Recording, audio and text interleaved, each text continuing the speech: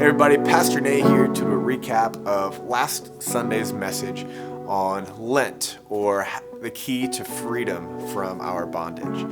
So on Sunday night, we talked about Lent, the origins of Lent, which is just this Christian tradition that a bunch of early church leaders got together and said they chose 40 days leading up to Easter, 40 days not counting Sundays, where we as followers of Jesus could set aside things that might be distracting us, set aside things that we might have come to depend upon, and replace them with time with Jesus instead.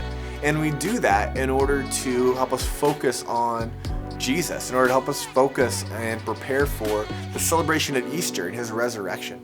So we talked a little bit about that and how it was inspired by Jesus' fast that we can read about in Matthew chapter 4. And so in verses 1 through 11, we read about Jesus right after he was baptized, going out into the wilderness and fasting for 40 days. That's where we get the 40 days of Lent.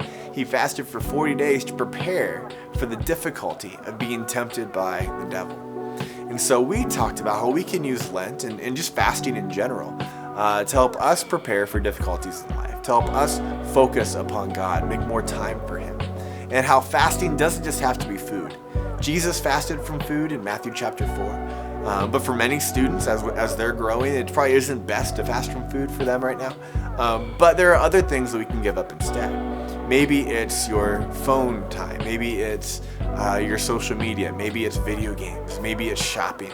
I don't know what it is for you, but if there's something in your life that you have come to depend on, that you can't really imagine 40 days without, then maybe that's something God might want you to consider giving up for Lent. We talked about how Lent isn't something that we all have to do, but if Jesus fasted for 40 days and God in the flesh felt the need to do that, to connect with God, how much more do we need that in our lives? So as you go throughout this week, I encourage you to reflect, especially leading up to Wednesday, which is Ash Wednesday, the start of Lent. What is it that you've come to depend on in your life that isn't Jesus, that isn't a need?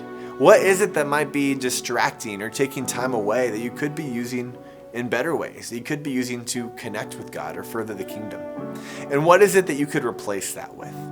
I encourage you to consider that, to consider giving something up for Lent this year, not because you have to, but because you want to grow closer to God. And I hope we'll see you this Sunday.